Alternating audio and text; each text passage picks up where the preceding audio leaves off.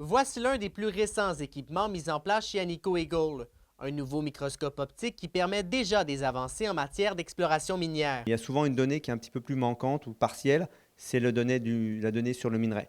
Et donc, grâce à ce microscope-là, on va pouvoir avoir un peu plus de données sur le minerai, sur la matière qu'on traite, de la donnée qui va arriver régulièrement, tous les jours, toutes les semaines, avec cette facilité, cette vitesse que le microscope optique apporte. Rémi Muller fait partie de ceux qui ont travaillé sur le perfectionnement du concept de microscope optique.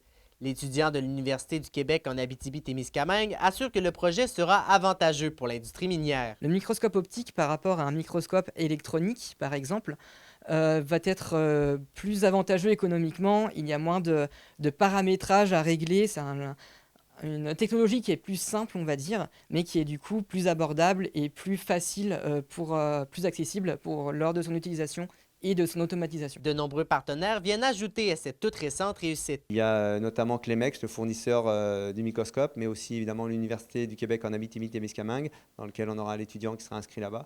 Et on a aussi une université à Liège, en Belgique, qui a une expertise en minéralogie avec qui on travaille aussi souvent et qui va apporter un petit peu son expertise dans le projet.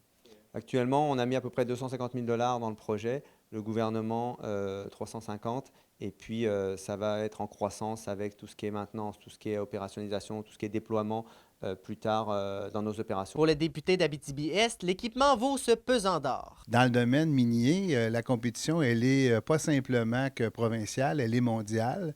Donc, de savoir qu'on a une entreprise qui est établie chez nous, qui va obtenir encore des sous additionnels pour être capable d'innover et aussi de faire en sorte d'améliorer ses connaissances, bien, je pense que c'est positif pour la région et pour le milieu.